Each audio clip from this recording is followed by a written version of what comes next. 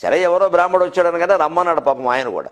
వచ్చి ఏమండి అంటే నేను ఇలాగేదో ఉపకార్యం తలపెట్టాను. అయ్యో ఏం లేదే ప్రస్తుతం ఎక్కడ అని ఆ బంగారపు గిన్నెలో ఆయనకి నూనె పెట్టిన గిన్నెందు చూడండి, అది స్వర్ణ ఖచ్చితం, బంగారం ప్లస్ రత్న ఖచ్చితం, దాని మధ్యలో రత్నం కూడా పొదిగారు.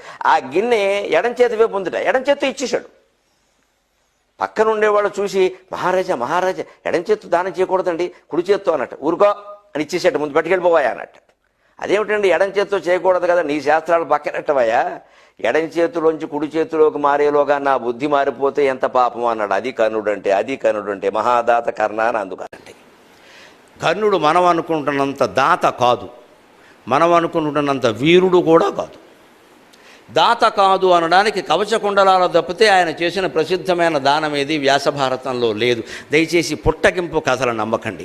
ఆయన ఏదో శ్మశానంలో ఉన్నాడు యుద్ధరంగంలో, ఆయన బంగారు పన్నెడిగితే దానం ఇచ్చాడు, లేకపోతే ఏదో ఇల్లు కూలగొట్టి దానం ఇచ్చాడు, ఇవన్నీ కట్టు కథలమ్మా, జానపద భారతాలు. పల్లెటూళ్ళలో చెట్టు కింద చుట్టకాల్చుకునేవాడు సరదాకి చెప్పుకున్న కథలమ్మా, ఎక్కడా లేవు.